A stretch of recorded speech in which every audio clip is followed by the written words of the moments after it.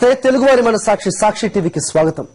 మాట్లాడుకోవడానికైనా చర్చించుకోవడానికైనా భావాలను పంచుకోవాలన్నా లేక మనసులు కలబోసుకోవాలన్నా ఓ వేదిక కావాలి. ప్రపంచ దేశాల్లో ఉన్న తెలుగువారందరి కోసం తెలుగువారి మన సాక్షి టీవీ అందిస్తున్న కానుక వేదిక.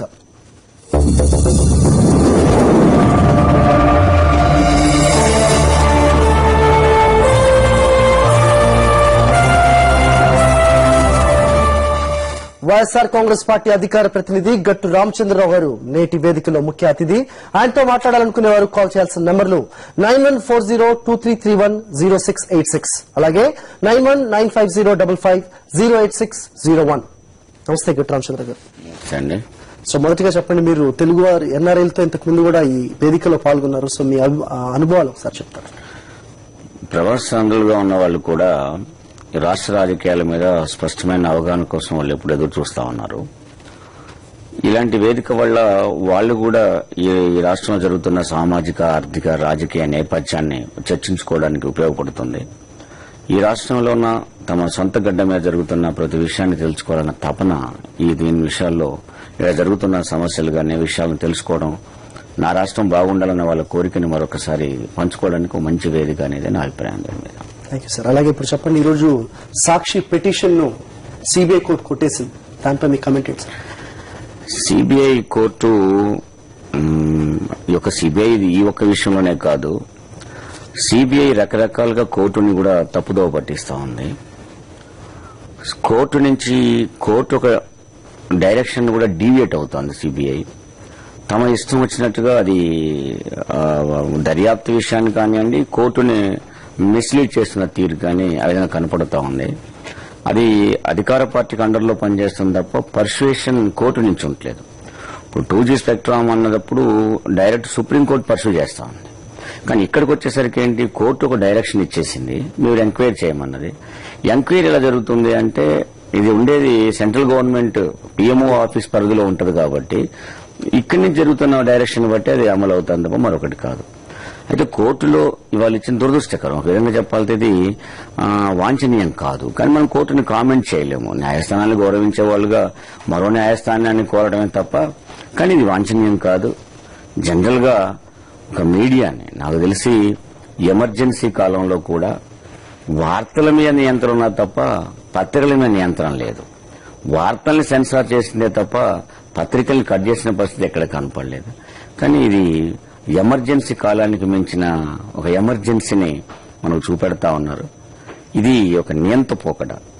దానికి ఇది రెండు కారణాలు ఉన్నాయి. ఒకటి, అధికార పార్టీ నియంతృత్వంలోకి వచ్చినప్పుడు ప్రధాన ప్రతిపక్షం పాత్ర వహించి ఆ నియంతృత్వాన్ని ఎదుర్కొని ప్రజాస్వామ్యాన్ని పరిరక్షించే దశలో ఉన్నట్లయితే ఈ మోతాదులో ఎప్పుడు కూడా అధికార పార్టీ పోదు.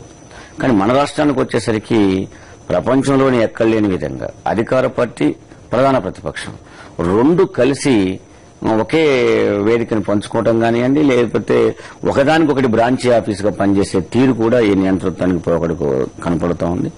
ఏదైనా దీన్ని వాంఛనీయం కాదు, ప్రజాస్వామ్యానికి ఇది మంచిది కూడా కాదు. అయితే కొంత దురదృష్టం, ఒక మీడియా ఏం చేస్తుంది, ఒక పార్ట్ ఆఫ్ ది మీడియా అంటే ఎదుటోని చేయగలిగింది కదా అని సంబరపడుతుంది. దాని మూతికాలే రోజు వచ్చినప్పుడు మాత్రమే విషయం బయటకు వస్తుంది. జర్నలిస్టులంతా బయటకు వస్తున్న తీరు మాత్రం చాలా ఆశాజనకంగా ఉంది, ఆహ్వానించదగిన ఉంది. ప్రజాస్వామ్యాన్ని ప్రజలు పరిరక్షించుకుంటారనడానికి భారత ప్రజలు ముందు నుంచి ఉన్నారు. ఇప్పుడు కూడా అది నిలబడుద్ది అనేది నా అభిప్రాయం. సో ఈ సిరీస్ ఆఫ్ ఈవెంట్స్ చూస్తే గనక సిబిఐ ఒక అటానమస్ బాడీగా స్వయం ప్రతిపత్తితో ఉండాల్సిన అవసరం ఎంతైనా ఉందనే వాదన బలపడుతుందని అంతటా వినిపిస్తుంది. దానికి మీరే ఉంటారు. ఇది తెలుసుకునే ముందు, మీ సమాధానం చూసే ముందు మనం కాలర్ తీసుకున్నాం sir. Rajasekhar is calling from Birmingham. Rajasekhar గారు నమస్తే అండి. నమస్తే. మాట్లాడండి సార్. గట్టు రామచంద్రరావు గారు సాక్షి స్టూడియోస్ లో మీరు మాట్లాడండి. హలో, చెప్పండి. రామచంద్రరావు గారు నమస్తే అండి, చెప్పండి. ఇప్పుడు బై ఎలక్షన్ జరుగుతున్నాయి కదా, మీకు ఎన్ని సీట్లు వస్తాయనుకుంటున్నారు? అర్థం కాల. బై ఎలక్షన్స్ వస్తున్నాయి కదా, ఎన్ని సీట్లు వస్తాయనుకుంటున్నారు? మొత్తం మనకు 18 అసెంబ్లీలు జరుగుతున్న ఉప ఎన్నికలు కానీ లేకపోతే పార్లమెంట్ సీటు కానీ మొత్తం సీట్లు ఖచ్చితంగా గెలుస్తామండి. ఎందుకంటే ప్రజలు త్యాగదనులుగా చూస్తా ఉన్నారు. వాళ్ళు ఏదైతే ఒక పద్ధతి ప్రకారంగా విలువల కోసం వాళ్ళు పదవిని వదులుకున్నారో ఆ పదవిని తిరిగి మళ్ళీ వాళ్ళకే కట్టబెట్టాలని ప్రజలు సిద్ధంగా ఉన్నారు. కాబట్టి అన్ని సీట్లు వైఎస్ఆర్ కాంగ్రెస్ పార్టీ మంచి మెజారిటీతో గెలుస్తుంది. శ్రీను దుబాయ్ నుంచి కాల్ చేస్తున్నారు. శ్రీను గారు నమస్తే అండి. నమస్కారం సార్. మాట్లాడండి సార్, రామచంద్ర గారితో మాట్లాడండి. గుట్టు రామచంద్రరావు గారు నమస్కారం సార్. నమస్కారం అండి, చెప్పండి. నేను దుబాయ్ నుంచి మాట్లాడుతున్నాను. చెప్పండి.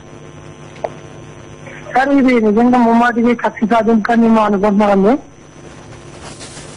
చెప్పండి.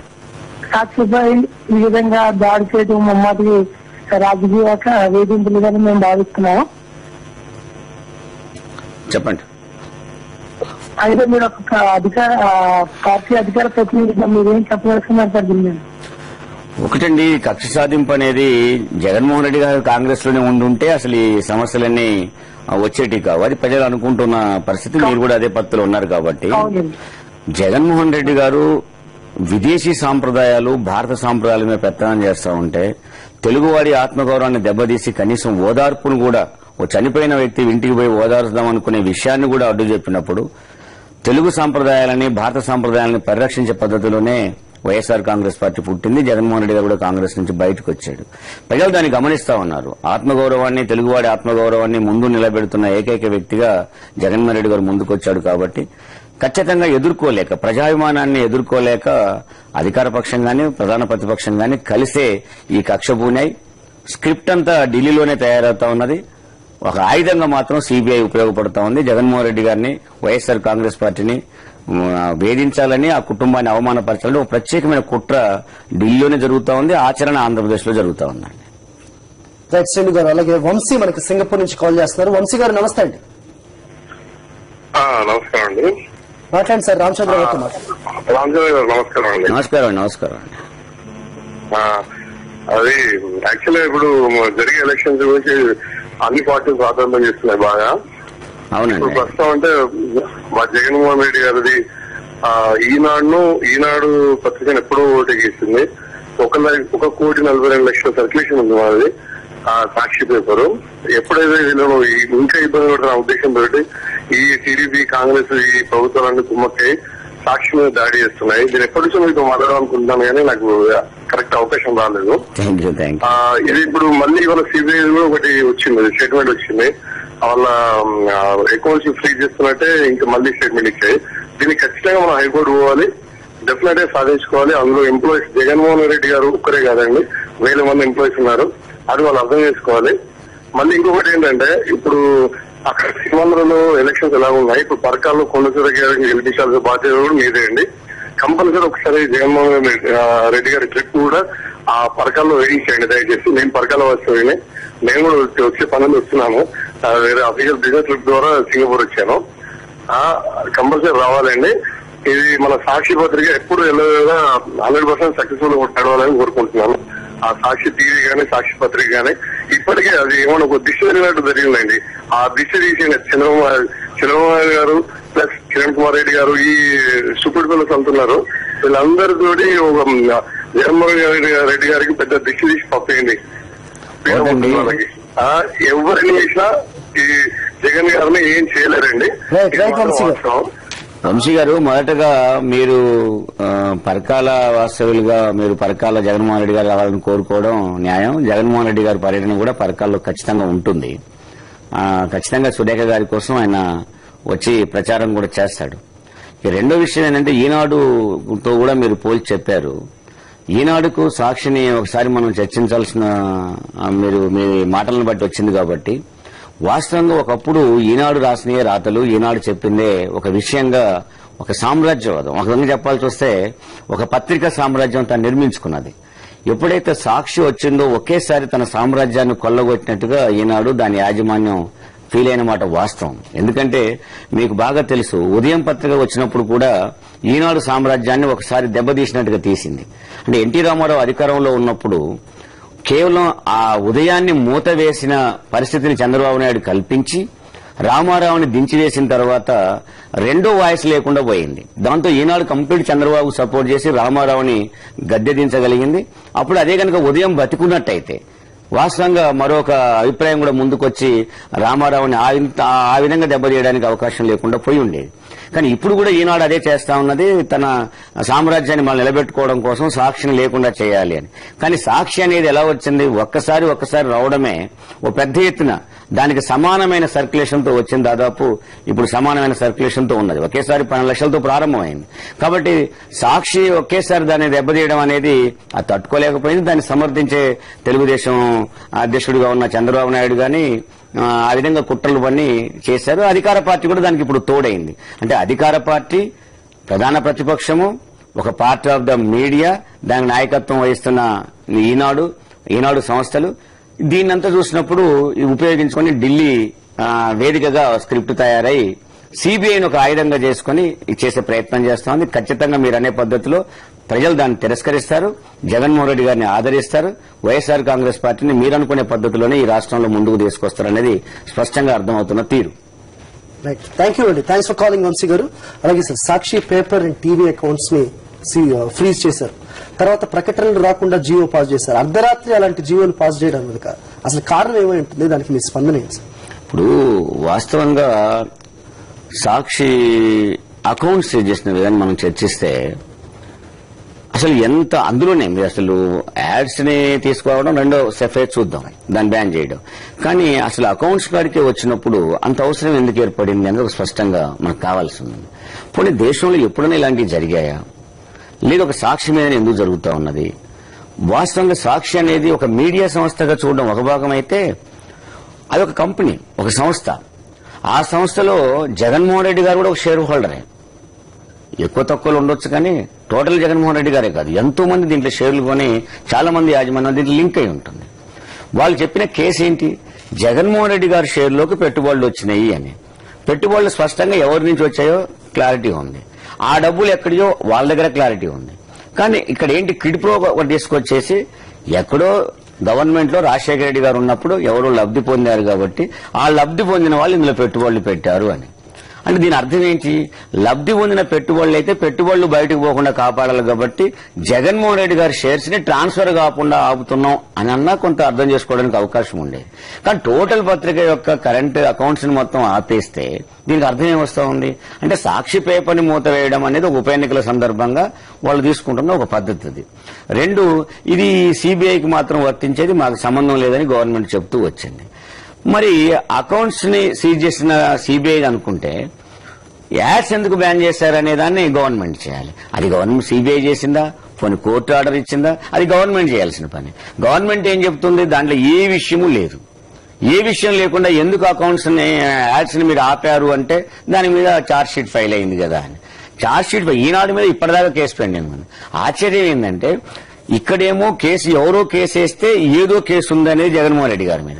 అక్కడేంటి రాష్ట్ర ప్రభుత్వమే ఈనాడు మీద కేసు పెట్టింది.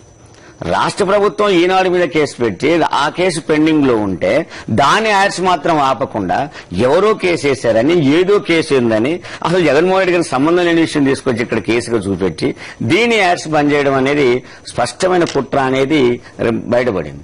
ఎప్పుడైతే యాడ్స్ బంద్ చేశారో మీరు చూశారు, జర్నలిస్టులలో ఒకేసారి కదలిక వచ్చింది, మిగతా పార్టీలో కూడా కదలిక వచ్చింది. అంటే ప్రజాస్వామ్యవాదులు అనుకునే వాళ్ళు ఫస్ట్ కొద్ది మంది వెనక ముందు ఆడారు, అవును కదా అది అకౌంట్సే కదా, సాక్షి మీద కేసు ఉంది కదా అని కొంచెం వెనక ముందు వాడిన వాళ్ళు కూడా ఎప్పుడైతే యాడ్స్ ఇట్లా బంద్ పెట్టే ప్రయత్నం చేశారు, బ్యాన్ చేశారో గవర్నమెంట్ నుంచి, కుట్ర తేటతెల్లం అయిపోయింది. స్పష్టంగా జరుగుతున్న కుట్ర అని తెలిసింది కాబట్టి ప్రజాస్వామ్యవాదులలో ఇంత రకమైన స్పందన సాక్షికి వస్తాం. మీరు ఎలా ఎదుర్కోబోతున్నారు తెలుసుకునే ముందు కాల్ తీసుకుందామండి. రమేష్ కుమార్ న్యూజిలాండ్ నుంచి కాల్ చేస్తున్నారు. రమేష్ గారు నమస్తే అండి. సార్ నమస్కారం అండి. గట్టి రామచంద్ర గారు నమస్కారం సార్. నమస్కారం అండి.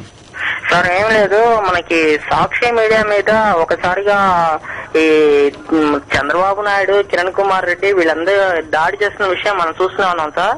అవునవును, ఇదంతా ఒక కుట్రపూరితంగా చేస్తున్నారు సార్, ఇది మేము ఖచ్చితంగా నమ్ముతున్నాం సార్. కానీ ఒక విషయం సార్ ఏంటంటే ఇప్పుడు సాక్షి అకౌంట్లు ఫ్రీజ్ చేశారు, కొత్త ప్రకటనలు రద్దు చేశారు. మా వాళ్ళు మనోళ్ళు ఇటువైపు కాకినాడ ఇటు సైడ్ ఉన్నారు సార్. వాళ్ళు మాకు అందిస్తున్న సమాచారం ప్రకారం ఏంటంటే కొత్త పేపర్ ఏదో పెడుతున్నారని తెలిసింది సార్. వాళ్ళు ఏదో జనం అనే ఏదో దానికోసం ఏమైనా చేస్తున్నారని చెప్పి మాకు అనుమానాలు వస్తున్నాయి సార్. మీరు క్లారిటీగా ఇన్ఫర్మేషన్ ఇవ్వండి సార్ కాస్త మాకు. ప్రజాస్వామ్యంలో ఎవరైనా పత్రికలు పెట్టుకోవచ్చు. వాళ్ళు ఎవరైనా పత్రికలు పెడితే దాని గురించి మనం కంగారు పడాల్సిన అవసరం లేదు. పత్రిక వాళ్ళు కూడా పెట్టుకోవచ్చు. పత్రిక కంటే ఉన్న ఈనాడు పత్రికని దాని సామ్రాజ్యాన్ని రక్షించే బాధ్యతని ఇటు కిరణ్ కుమార్ రెడ్డి గారు గాని అటు చంద్రబాబు నాయుడు గారు గాని తీసుకున్నారు. దీంట్లో మీరు బాగా చూస్తే శంకర్రావు కేసేసేటప్పుడు స్వయంగా తెలుగుదేశం పార్టీ లెజిస్లేచర్ పార్టీ ఆఫీస్కి వెళ్లి అక్కడ కూర్చొని ఆయన స్క్రిప్ట్ రాసుకున్నాడు. ఆయన రెండు రామోజీరావుతో కూర్చొని ఫైనల్ చేసుకున్న తర్వాతనే పోయి హైకోర్టులో కేసేశాడు. అదే కరపత్రాలని అదే తెలుగుదేశం పార్టీ చేసిన కరపత్రాలు కావచ్చు, బుక్ కావచ్చు, వాటినే తీసుకుపోయి ఆయన సాక్ష్యాలుగా చూపెట్టాడు. అంటే రామోజీరావును వయా చేసుకుని కిరణ్ కుమార్ రెడ్డి గారు అంటే కాంగ్రెస్ కానివ్వండి అదే పద్ధతిలో తెలుగుదేశం గాని కలిసే ఈ కుట్రని పన్నుతా ఉన్నారు. కాబట్టి ఈనాడు సామ్రాజ్యాన్ని రక్షించుకోవడం, జగన్మోహన్ రెడ్డి గారి పార్టీని దెబ్బతీయడం, ప్రధానంగా వాళ్ళకి అనుభవం ఉంది. 2009లో సాక్షి అనేది కాంగ్రెస్ పార్టీ గెలుపుకు ఏ విధంగా దోహదం చేసిందో వాళ్ళకి ఐడియా కూడా ఉంది. కాబట్టి మళ్ళా ఈ సాక్షి జగన్మోహన్ రెడ్డి గారి పార్టీకి, వైఎస్ఆర్ కాంగ్రెస్ పార్టీకి చాలా అండగా ఉంటుంది. కాబట్టి దీన్ని దెబ్బతీద్దామని ఒక ప్రయత్నం చేస్తున్నాం. అది ఖచ్చితంగా కుట్ర. అది దీన్ని మనం వాళ్ళేదో పత్రికలు పెడతారని కంగారు పడకుండా మనం ఇది మీడియా నోరు నొక్కుతున్న తీరుని ఏదైతుందో మనం ప్రజాస్వామ్యవాదులను గాని, జర్నలిస్టులను గాని, ప్రజాస్వామ్య పార్టీలను గాని కలుపుకొని ఓ ప్రజాస్వామ్యాన్ని రక్షించుకోవడం ఎప్పుడు ముందుంటారు. మీకు బాగా ఐడియా ఉంటుంది. ఎమర్జెన్సీ కాలంలో కూడా ఒక సంవత్సరం అంటే 75 వరకు 75 నుంచి 77 వరకు ఎమర్జెన్సీని ఏ విధంగా తిప్పి కొట్టగలిగారో మనం చూసాం. జయప్రకాష్ నారాయణ లాంటి వాళ్ళు జైలు పెట్టినప్పటికీ కూడా జైలున్న వ్యక్తులు 4 లక్షల మెజార్టీతో గెలిచిన తీరు కూడా మనం ఆ రోజు చూసాం. లేదు ఎన్టీ రామారావుని ఇక్కడ ముఖ్యమంత్రిగా దించివేసిన తర్వాత కూడా తిరిగి మళ్ళీ జనం ఏ విధంగా ముందుకు వచ్చి ప్రజాస్వామ్యాన్ని రక్షించుకునే ప్రయత్నం చేశారో కూడా మనం చూసాం. దీన్ని స్పష్టంగా ఎప్పుడు భారత ప్రజలు ప్రజాస్వామ్యాన్ని రక్షించుకోవడంలో ముందుంటారు. అందులో తెలుగు ప్రజలు చాలా ముందుంటారు. మనం ఏమి కంగారు పడాల్సిన అవసరం లేదు. సాక్షి విషయంలో వాస్తవంగా ఆ రోజు అకౌంట్స్ మేక్ చేసిన మొదటి రోజే చాలా మెసేజ్లు వచ్చాయి మాకు. కొంతమంది అయితే మా ఉద్యోగంలో మేము ఆఫ్ ఇస్తామండి ప్రతి మంత్, లేదు ఎంతమంది ఉద్యోగస్తులు ఉన్నారో ఒక్కొక్కరిని మాకు కేటాయించండి, మేము వాళ్ళ జీతాలు మేము పే చేసుకుంటాము, సాక్షిని మాత్రం నడిపిస్తామని వస్తున్నప్పుడు నిజంగా రాజశేఖర రెడ్డి గారు మహానుభావుడు ఈ రాష్ట్రంలో మరుపురాని తన పాత్రని ఇక్కడ చూపెట్టిపోయాడు. ఆ విధంగా జగన్మోహన్ రెడ్డి గారికి ఆ మత్తు వస్తూ ఉంది, సాక్షికి ఆ మత్తు వస్తూ ఉంది. వాళ్ళందరి యొక్క ఆదరణతో పత్రిక ఏమీ కాదు, అందులో ఉద్యోగస్తులు కూడా ఏం కాదు, ప్రజాస్వామ్యంగా వాదులు ఖచ్చితంగా మనం దీన్ని అందరూ రక్షించుకోగలుగుతాం మనం. రైట్. సో మీరు చెప్పండి, కాంగ్రెస్, సిబిఐ, మరోవైపు టీడీపీ, ఎల్లో మీడియా వీళ్ళంతా కలిసి జగన్ పై చేస్తున్న దాడిని మీరు ఏ విధంగా అర్థం చేసుకుంటారు? ఇప్పుడు కాంగ్రెస్, టీడీపీ రాజకీయంగా చేస్తున్నది దాన్ని ఒక తిరిగి అర్థం చేసుకుంటాం. వాళ్ళు మొదటి నుంచి చేస్తా ఉన్నారు. కానీ ఇక్కడ ఎల్లో మీడియా అనే దాన్ని అంటే ఈనాడు గాని దాని తోక పత్రికలు, ఈనాడు దాని చుట్టూ ఉన్న పరిధి, ఇదంతా చేస్తున్న తీరే చాలా ఆశ్చర్యం అనిపిస్తా ఉంది. మీరు ఒక చిన్న విషయం మీకు చెప్తాను. చిరంజీవి గారిది ఆయన కూతురి ఇంట్లో ఐటీ వాళ్ళు దాడులు చేసి డబ్బులు దొరికాయి. 80 కోట్లు అన్నారు, 70 కోట్లు అన్నారు. ఈ రోజు స్పష్టంగా 35 కోట్ల 66 లక్షల రూపాయలని తేల్చారు. ఇంకా 4 కోట్ల చిల్లర డాక్యుమెంట్స్ అన్నారు. ఇంకా ఏం చెల్లాల్సిన అవసరం కూడా ఉంది, ఇంకా దాడులు జరగాలని అంటున్నారు. కానీ సాక్షి ఏదో ఆయన ఢిల్లీ వెళ్తున్నాడని నిజంగా ఢిల్లీ ఫ్లైట్ లో వచ్చినప్పటికీ ఓ రాసినందుకు సాక్షి మీద గగ్గోలు పెట్టిన ఈ పత్రికలు రోజు జగన్మోహన్ రెడ్డి గారి మీద ఊహలు, అసలు తిహార్ జైల్లో రూమే క్లీన్ చేశారంటే, దాని పక్క జైల్లో ఇలా చేశారంటే, అలా చేయదంటే రకరకాలుగా తీసుకొచ్చినప్పుడు ఒకదానికొకటి చూస్తాయి. సాక్షి మీద చిన్న విషయం కేసు అయిందనగానే సాక్షి ఆఫీసు ముందు కుప్పలు వచ్చిన కెమెరాలు గాని, రిపోర్టర్స్ గాని 420 కేసులో రామోజీరావుని 3 సార్లు అరెస్ట్ చేసే ప్రయత్నం చేస్తే ఇప్పటికీ రాధాకృష్ణ మీద, ఆంధ్రజ్యోతి రాధాకృష్ణ మీద నాన్ అవైలబుల్ కేసులు ఇప్పటికీ పెండింగ్ లో ఉంటాయి. నాకు తెలిసి నకరేకొల్లో నోముల నరసింహ గారు వేసిన కేసే ఇప్పటిదాకా నాన్ అవైలబుల్ కేసు, అది ఇప్పటికీ ఇంకా పెండింగ్ లో ఉంది. కానీ అక్కడికైనా ఇవన్నీ కనపడని పరిస్థితి కనపడుతా ఉంది. రెండు, నేను ఒక ప్రశ్న వీళ్ళకు ఎల్లో మీడియాకి ఏదలుచుకున్నానండి. మీరు ఒకటి, ఇదే చిరంజీవి ఇంట్లో దొరికిన డబ్బే గనక జగన్మోహన్ రెడ్డి గారు బంధువుల్లో ఎక్కడో తోక చుట్టమైనప్పటికీ ఎవరింట్లోనో దొరికింటే, లేదు ఆయన స్నేహితులలో ఒకరింట్లో దొరికింటే, లేదు మా సొంత అనుచరుల ఇళ్లలో ఎక్కడైనా దొరికిన్నా, లేదు పులివెందులో ఇంట్లో దొరికిన్నా, ఈ మీడియా ఇవాళ ఆకాశానికి అంటే అంత మొత్తుకునేటి ఇవాళ. కానీ అదే చిరంజీవి ఇంటికాడ దొరికేసరికి ఆయన ఇయ్యంకుడు కదా. అంటే జగన్మోహన్ రెడ్డి గారి కోట్ల మంది అభిమానులలో ఒక అభిమానుడు తప్పు చేసినట అంటేనే జగన్మోహన్ రెడ్డికి లింక్ పెడతారు. కానీ ఇయ్యంకుడు ఇంట్లో కాదు, స్వయంగా బిడ్డ ఇంట్లో డబ్బులు దొరికితే మీకు ఒక ఆశ్చర్యకరమైన విషయం ఏంటంటే, ఎప్పుడైనా సరే లిక్విడ్ అమౌంట్ అంత డబ్బు ఎందుకు ఉంటుంది అక్కడ? 20,000 దాటితేనే చెక్కు రూపంలో ట్రాన్సాక్షన్ ఉండాలని చెప్పి రిజర్వ్ బ్యాంక్ కండిషన్ చెప్తా ఉంటే అంత డబ్బు కట్లకి ఎలా ఉంటుంది? ఒక్కసారి ఊహిస్తే 35 కోట్ల రూపాయలు ఇట్లా పెడితే రూమ్ నిండిపోతూ ఉంటది. అలాంటి డబ్బు అక్కడ ఎందుకు ఉంటుంది? అది యా నుంచి వచ్చింది? ఏ బ్యాంకు నుంచి డ్రా చేశారు? ఉప ఎన్నికల సందర్భంగా స్పష్టంగా ఎన్నికల ఖర్చు కోసం పెట్టిన డబ్బు అక్కడ కంటిన్యూగా కనపడుతూ ఉంటే తెలుగుదేశం పార్టీ ఒక్క మాట మాట్లాడదేంటి? అసలు ఆ డబ్బు ఎక్కడిదని, ఆ చిరంజీవి మీద ఎంక్వైరీ జరగాలని, ఈ డబ్బు మీద ఎంక్వైరీ జరగాలని చెప్పదు. 7 కోట్ల రూపాయలు తిరుపతిలో, చిత్తూరు జిల్లాలో డబ్బులు దొరికితే ఈ 7 కోట్ల రూపాయలు ఎక్కడని కాంగ్రెస్ పార్టీ ప్రశ్నించదు. అంటే వాళ్ళిద్దరి మధ్యన ఎంతటి అవగాహన ఉన్నదో చూడటం నిజంగా ఉప ఎన్నికలలో కూడా చూస్తుంటే ఆశ్చర్యం అనిపిస్తుంది. ఏంటంటే ఎవరైనా అధికారంలో ఉన్నప్పుడు ఈ ఉప ఎన్నికలు జరుగుతా ఉన్నాయి, నేను ఈ 3 సంవత్సరాల్లో మంచి పనులు చేశాను, ఈ మంచి పనులు చూసి నాకు ఓటయ్యా అంటారు. ప్రతిపక్షం ఏమంటది? వాళ్ళు మంచి పనులు చేయలేదండి, ఆయన తప్పు పనులు చేశారు, నేను ఈ సమస్యల మీద పోరాటం చేశాను, వీళ్ళు పరిష్కరించట్లేదు, ఈ సమస్యలు నేను పరిష్కరిస్తాను, ఓట్లేయమంటారు. సో ఈ పరస్పర ఈ రెండు లేవు. ఈ రెండు కలిపి జగన్ గారిని అంటూ ఉంటారు. దాన్ని ఉప ఎన్నికలో తీసుకుపోతా ఉంటారు. డబ్బును రెడీగా పెట్టుకున్నారు.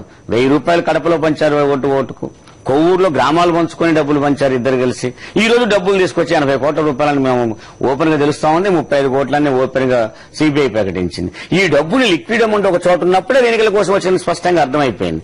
అది ఏ సిబిఐ ఎంక్వైరీ జరుగుతుంది తప్ప విషయం బయటికి రాదు. ఖచ్చితమైన సంకేతాలు వస్తున్నా కానీ వీళ్ళందరూ కలిసికట్టుగా ఉన్నప్పటికీ జగన్ ని ఎంత మాత్రం దెబ్బతీయగలరని మీరు అనుకుంటున్నారు వచ్చే ఉప ఎన్నికల్లో? ఈ సమాధానం చూసే ముందు సుధీర్ కాల్ తీసుకుందామండి. కాలిఫోర్నియా నుంచి కాల్ చేస్తారు. సుధీర్ గారు నమస్తే అండి. నమస్తే అండి రామచంద్రరావు గారు.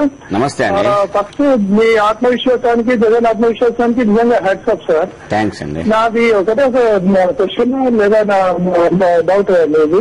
యాక్చువల్గా సిబిఐ ట్రాన్స్పరెంట్ గా వర్క్ చేయాలండి. మనం చూస్తున్నాము వాళ్ళు కీల్బొమ్మలా వర్క్ చేస్తున్నారు, స్పెషల్ గా ఈ లక్ష్మీనారాయణరావు.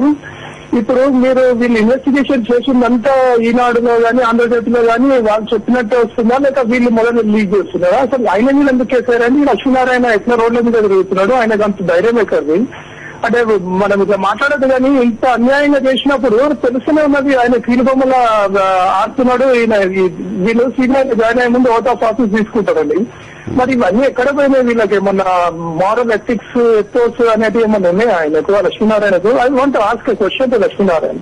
నిజంగా ఏమన్నా అసలు ఏమన్నా మారల్స్, ఎథిక్స్ అనేది మీ పెంపుదలలో ఉన్నాయా, లేక ఏం నడుస్తుంది అసలు? ఇప్పుడు ప్రభుత్వ సంస్థల్ని అధికార పార్టీ తమ జేబు సంస్థల్లాగా వాడుతున్న తీరు అది పెరుగుతా ఉందండి. అందులో సిబిఐ అనేది మొదటి నుంచి కూడా, మీరు ఇప్పటి నుంచే కాదు, సిబిఐని మొదటి నుంచి చూసినా కూడా అదే పాత్ర కేంద్ర గవర్నమెంట్ చేతిలో ఎప్పుడు సిబిఐ ఉంటది. అయితే ఇప్పుడున్న పొజిషన్ లో ఏంటంటే కంప్లీట్ గా ఇక ఒక ఆంధ్రప్రదేశ్ లాంటి, ఇప్పుడు ఉత్తరప్రదేశ్ ను చూసాము, బీహార్ ను చూసాము, ఎక్కడ కాంగ్రెస్ పార్టీ కనపడే పరిస్థితులు లేదు. ఇక మిగిలిన ఆంధ్రప్రదేశ్ ను కాపాడుకోవడం కోసం అది పడరాని పాటలు పడుతున్న తీరులో జగన్మోహన్ రెడ్డి గారి థ్రెట్ని ఎదుర్కోవడం కోసం సిబిఐని ఉపయోగించుకుంటా ఉన్నది. ఒక్కటి మనం గుర్తు చేసుకోవాల్సింది, సిబిఐ ఎంక్వైరీలు జరగడం, కేసులు అవడం ఇది కొత్త కాదు. వాస్తవంగా జగన్మోహన్ రెడ్డి గారికి సంబంధించిన విషయం కాకుండానే జగన్మోహన్ రెడ్డి గారికి లింక్ చేసి విచారణ జరుగుతూ ఉన్నది. కానీ 13 సంవత్సరాలు బోఫోర్స్ కేసులో సిబిఐ ఎంక్వైరీ జరిగింది. 60-70 మంది ఎంపీలు రాజీనామా చేసిన కేసు అది. అసలు ప్రభుత్వాన్ని తారుమారు చేసిన కేసు. రాజీవ్ గాంధీ చనిపోయాడు.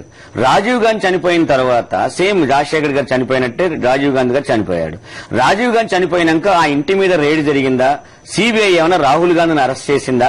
లేదు సిబిఐ ఏమన్నా అప్పుడు కూడా రాజీవ్ గాంధీ తీసుకొచ్చే డబ్బు ఏమన్నా దాచిన డబ్బు ఉంటే అది మళ్ళీ రాహుల్ గాంధీ దానికి వారసుడు కదా.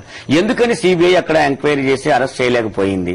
లేదు, ములాయం సింగ్ మీద సిబిఐ ఎంక్వైరీ జరిగింది, మాయావతి మీద సిబిఐ ఎంక్వైరీ జరిగింది, జయలలిత మీద సిబిఐ ఎంక్వైరీ జరిగింది, కరుణానిధి మీద సిబిఐ ఎంక్వైరీ జరుగుతూ ఉంది. మరి వీళ్ళందరూ కూడా అరెస్ట్ అవుతారు అనే ఆ సమస్య రాకుండా ఎందుకని జరుగుతోంది? సిబిఐ డైరెక్టరే ఒకసారి ఒక ప్రకటన చేశాడు. 35,000 కేసులు మా దగ్గర పెండింగ్ ఉన్నాయి, 40% స్టాఫ్ మా దగ్గర లేకపోవడం వల్ల ఇది ఒక కారణం, మేము ఇప్పుడు చేయలేకపోతున్నాం, 20 ఏళ్ల కాంచి కేసు పెండింగ్ ఉన్నదని చెప్పారు. 20 ఏళ్ల కాంచి కేసు పెండింగ్ ఉన్న కేసులు అలా కనపడుతూ ఉంటే జగన్మోహన్ రెడ్డి గారి కేసును మాత్రం వెంటాడుతూ ఉన్నారు. రెండోది, రాజశేఖర రెడ్డి గారి మరణం అప్పుడు కనుక చూస్తే దాని మీద సిబిఐ ఎంక్వైరీ ఇదే లక్షణాలను చేశారు. దాన్ని ఎంత తొందరగా ముగించి పడేసి అసలు ఏమీ లేదని తేల్చి పడేశారు. ఇదే మాకు అనుమానం పెరుగుతూ ఉంది. ఇవాళ సిబిఐ గనుక ఎంక్వైరీ నిష్పక్షపాతంగా రాజశేఖర రెడ్డి గారి మరణం తర్వాత చేస్తున్నట్టయితే ఈ రోజు మాట్లాడే వాళ్ళందరూ నా లెక్క ప్రకారం జైల్లో ఉండాలి వీళ్ళంతా. వాస్తవంగా దాని వెనుక మాకు మరణం వెనుక ఖచ్చితంగా కుట్ర ఉందనేది ప్రజలు నమ్ముతా ఉన్నారు, నాలాంటి కార్యకర్తలు కూడా నమ్ముతా ఉన్నాం. మేము దాని వెనుక స్పష్టమైన కుట్ర ఒకటి ఉన్నదనేది నాకున్న అభిప్రాయం. అందుకే నిష్పక్షపాతంగా సిబిఐ ఎంక్వైరీ జరగలేదని ఉంది. లేకపోతే జగన్మోహన్ రెడ్డి గారు ఏ తప్పు చేసిందని కాంగ్రెస్ నుంచి పొగబెట్టి బయటికి పంపుతారండి? ఒక్కసారి జగన్మోహన్ రెడ్డి గారు ముఖ్యమంత్రి అయితే ఇలాంటి కుట్రలు బయటపడతాయని అధిష్టానం కాంచి మొదలు పెడితే ఆంధ్రప్రదేశ్ దాకా అనుమానం ఉన్నది కాబట్టి జగన్మోహన్ రెడ్డి గారిని అధికారంలో రాకుండా చేయాలని ఒక పట్టుదల ముందుకు వస్తాం. లేకపోతే పాలిచ్చే గేదెను వదిలిపెట్టి ఎగిరితనే దున్నపోతును తెచ్చుకున్నట్టు చిరంజీవిని పట్టుకొచ్చుకొని కూర్చోబెట్టుకుని రాజకీయాలు ఎలా చేస్తారండి? దీన్ని బట్టి చూస్తే జగన్మోహన్ రెడ్డి గారు అధికారంలోకి వస్తే రాజశేఖర గారి మరణం మీద ఉన్న కుట్ర బయటకు వస్తుంది. లేదు జగన్మోహన్ రెడ్డి గారు కనుక అధికారంలోకి వస్తే వీళ్ళు చేసిన కుట్రలన్నీ కూడా బయటకు వస్తాయి. దీన్ని దృష్టిలో పెట్టుకుని ఈ విధంగా వాళ్ళు ఒక రకమైన అరాచకాన్ని సృష్టించే ప్రయత్నం చేస్తున్నారు తప్ప మరొకటి కాదండి. రైట్ సుధీర్ గారు, థ్యాంక్స్ అండి, థ్యాంక్ యూ ఫర్ కాలింగ్. మీరు చెప్పండి సార్, డబ్బు చూస్తే డబ్బు దొరుకుతుంది కట్టలు కట్టలు. ఓవైపు చూస్తే సీఎం అంతటి హోదాలో ఉన్న మనిషి కులాలు మతాలని మాట్లాడుతున్నారు. సో వీళ్ళందరూ కలిసి ఇలాంటి సంకేతాలతోటి ఏ మేరకు వైఎస్ఆర్ కాంగ్రెస్ ని ఈ ఉప ఎన్నికల్లో దెబ్బతీస్తుందంటారు? ఏం చేయగలరండి వాళ్ళు? ఇప్పుడు జగన్మోహన్ రెడ్డి గారు ఓదార్పు యాత్రకు పోదాం అనుకున్నప్పుడు వద్దన్నారు. ఆయన కరెక్ట్ కాదు, సాంప్రదాయాలను గౌరవించాను, నేను మాట ఇచ్చాను, నా తండ్రి మీద నాకున్న ప్రేమ అలాంటిది, మా నాన్నగారు చనిపోయినాక ఇంతమంది చనిపోయారు, వాళ్ళ కుటుంబాలను పరామర్శించాలని ధైర్యంగా ఓదార్పు యాత్రకు బయలుదేరాడు. ఆ రోజు వీళ్ళంతా ప్రచారం చేశారు, డబ్బులు ఇచ్చి తీసుకొస్తున్నాడని, బిర్యానీ పొట్లాలు ఇచ్చి తీసుకొస్తున్నాడని. ఒక జిల్లా అన్ని జిల్లాలో పోయేసరికి అదేం లేదు, జనం స్వచ్ఛందంగా వస్తారు అనుకున్న తర్వాత వీళ్ళు ఎన్ని చెప్తే ఈ జిల్లాలో చెప్తే ఆ జిల్లాలో నమ్ముతారు అనుకున్నారు. కానీ అన్ని జిల్లాల్లో ఓదార్పు జరిగేసరికి ఏమైంది, దాన్ని మాన్పించేశారు. ఇప్పుడు ఆ చర్చ లేదు. ఇప్పుడు మళ్ళీ చర్చ ఏంటంటే జగన్మోహన్ రెడ్డి గారు పదవి వ్యామోహంతో పోతున్నాడని జనానికి స్పష్టంగా కనపడింది. 150 మంది సంతకాలు పెట్టినాడే ఆయన పదవి వ్యామోహం ఉన్నట్టయితే వాళ్ళని పట్టపోయి వైస్రాయ్ హోటల్లో పెడితే ప్రమాణ స్వీకారం చేసి ఇప్పటికీ 2 సంవత్సరాలు దాటిపోయి ఉండేది చంద్రబాబు నాయుడు లాగా. కానీ ఆయన ఆ వ్యక్తిలో లేడు. 2, ఆయన ప్రజల్లో నుంచి ముఖ్యమంత్రి కావాలని ఎప్పుడు అనుకున్నాడు? మెడలు వంచైనా ఈ ప్రభుత్వంతో సంక్షేమ పథకాలు నిలబెట్టాలనుకున్నాడు. ఎప్పుడైతే ఈ ప్రభుత్వం ఆ పెద్దలో లేదో, సంక్షేమ పథకాలను కుంటుపడేస్తోందో, దీన్ని దించైనా సరే నేను సంక్షేమ పథకాలు వాళ్ళ నాన్నగారు పెట్టిన పథకాలని నేను అమలు చేయాలని నిర్ణయించుకున్నాను. అధికారం చేతిలో ఉందే కాబట్టే కదా ఓదార్పు యాత్రలు వద్దన్నది. అధికారం చేతిలో ఉన్నది కాబట్టే కదా తెలుగువాడి ఆత్మగౌరవాన్ని దెబ్బతీసింది. ఆ అధికారాన్ని నీ లేకుండా చేసే నేను ఆ ఓదార్పు యాత్ర చేస్తాననే పట్టుదలతో వైఎస్ఆర్ కాంగ్రెస్ పార్టీ ఈ రోజు పుట్టింది. దాంతో ఇప్పుడు ఏం చేస్తున్నారు? ఆయన మీద ఈ కేసులు పెట్టారు, ఆయన జంకలేదు. సిబిఐ ఎంక్వైరీ మొదలు పెట్టారు, జంకలేదు. దాడులు మొదలు పెట్టారు, లేదు. లాస్ట్ కి ఎక్కడికి వచ్చారు? కులాన్ని తీసుకొచ్చి చర్చ పెట్టారు, మతాన్ని తీసుకొచ్చి చర్చ పెట్టారు, ప్రాంతాల వారిగా చర్చ పెట్టారు. ఇవన్నీ కూడా వర్కౌట్ కాలేదు. ఇప్పుడు వ్యక్తిగా డిఫేమ్ చేసే ప్రయత్నం చేస్తా ఉన్నారు. అంటే ఆయన క్యారెక్టర్ కోపిష్టి అని చూశారు కదా ఎంత ఓపిక ఉందో. ఒక అతను పోయి తిరుపతి కాళ్ళు నడుచుకుంటూ తిరుపతి వస్తానని చెప్పి పై కొండకెక్కడానికి ఆయన ఓ రోజంతా నడిచి ఓ 15 సార్లు కూర్చొని మోకాలు పెట్టుకుని పాక్కుంటూ పోయింది ఆయన. కానీ జగన్మోహన్ రెడ్డి గారు ప్రపంచంలోనే ఎక్కడ లేని విధంగా ఇప్పటికీ 23,000 కిలోమీటర్లు తిరిగి ప్రజల్లో ఉన్నాడు. అంటే ఆయన ఓపిక అలాంటి. అంటే డీఫేమ్ చేయడానికి ఆయన్ని రకరకాలుగా ప్రయత్నం చేసే ప్రశ్నలో ఈ రోజు హత్యలతో సంబంధం ఉందని ఒక ఆయన అంటాడు. అతని గురించి చెప్తే మీకు చాలా ఆశ్చర్యం అనిపిస్తుంది. ఒక పార్టీ నాయకుడు అంటాడు, తెలుగుదేశం నాయకుడు, ఆయనకు హత్యలతో సంబంధం ఉందని. తెలుగుదేశం చరిత్ర ఏంటండి? కోడెల శివప్రసాద్ ఇంట్లో బాంబులు వేలి మనుషులు చచ్చిపోతారు. ఒక దశరథరామ్ అనుకుంటా, పెంగుల దశరథరాము ఒక జర్నలిస్టులు పట్టుకుని నడిరోడ్డు మీద చంపిన చరిత్ర.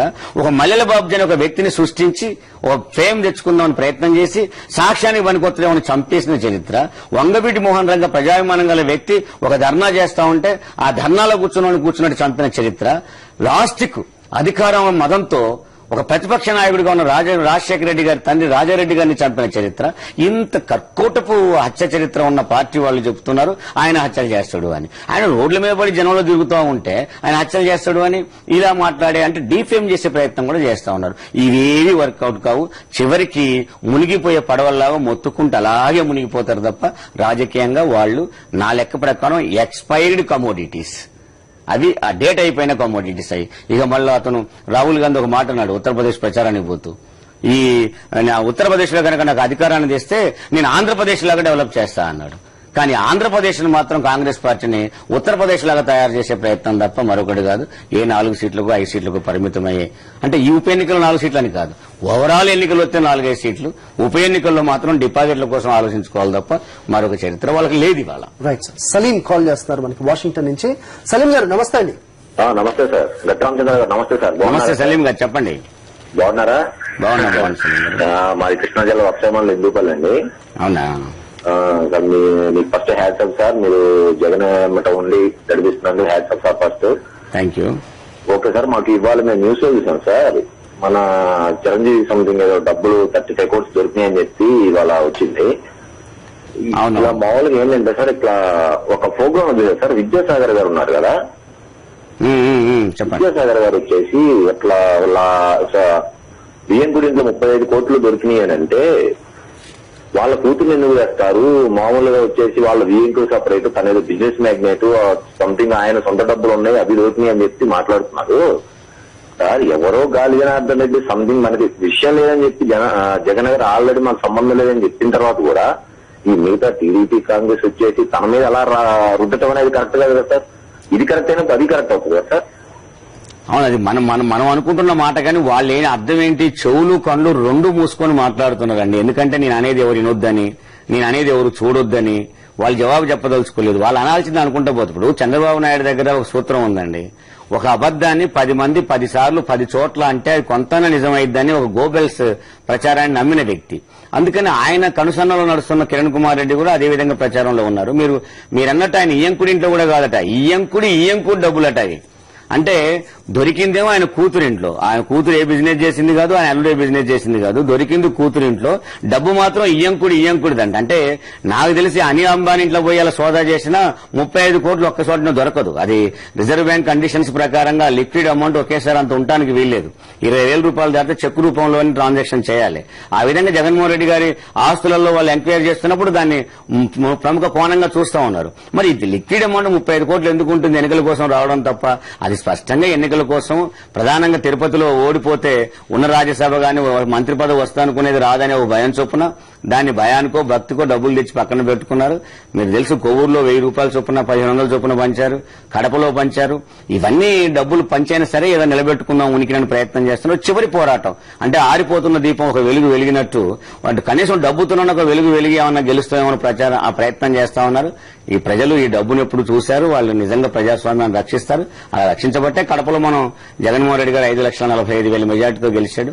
విజయమ్మ గారు ఓడిపోద్దని ప్రచారం చేస్తే ఎక్కడ లేని విధంగా 85,000 మెజార్టీతో గెలిచింది. స్పష్టంగా మన గెలుపు 18 అసెంబ్లీ ఎన్నికల్లో కానివ్వండి, పార్లమెంట్ ఎన్నికల్లో కానీ స్పష్టమైన గెలుపు ఉంటుందండి. రైట్, థ్యాంక్ యూ సలీం గారు.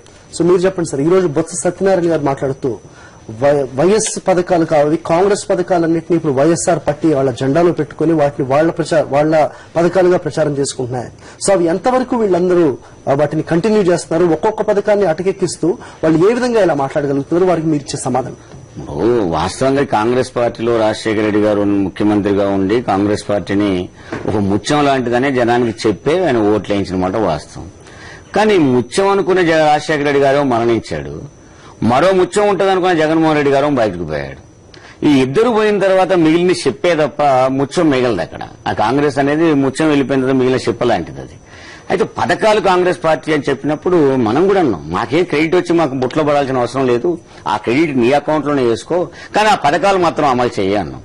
నిజంగానే కనుక పథకాలు అమలవుతున్నాయని నువ్వు అనుకున్నట్లయితే ఒక్క ఫీజు రియంబర్స్మెంట్ తీసుకుంటే ఇలా 26 లక్షల మంది విద్యార్థులకు ఫీజు రియంబర్స్మెంట్ ఉపయోగపడుతుంటే పేదరికం అనేది ఉన్నత చదువుకు ఆటంకం కాకూడదని, ఏ మారుమూల ప్రాంతంలో ఉన్నవాడికైనా సరే ఉన్నత చదువు అందుబాటులోకి రావాలని ఆయన ఆ పథకాన్ని ముందు పెట్టాడు. ఎస్టీ బీసీలకు ప్రధానంగా ఉపయోగపడింది. అదే కనుక నిజమైతే మన హైదరాబాద్ పక్కనే ఉన్న అంబర్పేటలో ఉన్న లస్కర్గూడలో వరలక్ష్మి అనే ఒక దళిత బిడ్డ మరణానికి కారణం ఏంటండి? ఆ కాలేజీలో ఫీజు రియంబర్స్మెంట్ సక్రమంగా వచ్చుంటే ఆ ఫీజు కోసం ఒత్తిడి చేయాల్సిన అవసరం కాలేజీకి వచ్చేందుకు వస్తుందండి? వరలక్ష్మి ఇంట్లోకి పోయి కిరోసిన్ పోసుకొని చనిపోవాల్సిన కర్మ ఎందుకు పట్టుద్దండి? పటాన్ చెరువులో మరో విద్యార్థి ఫీజు రియంబర్స్మెంట్ కోసం ఎందుకు చనిపోతాడండి? అంటే ఇక్కడ నిజంగానే కనుక మీరు పథకాలు అనేది ఉంటే స్పష్టంగా చెప్పాలి. అదే నేను అంటున్నాను, మీరు పథకాలను అమలు చేసే ఉన్నట్లయితే ఇవాళ మీరు స్పష్టంగా పథకాలు అమలు చేసామో మాకు ఓట్లేని జనంలోకి పోయేవాళ్ళు. ఎందుకని జనంలోకి ఆపత్తులు పోవడం లేరు? ఇప్పుడు రాజశేఖర రెడ్డి గారు ఎన్నికల్లో ఒక మాట అనేవాడు, గెలుపు ఓటములు నాది బాధ్యత అనేవాడు.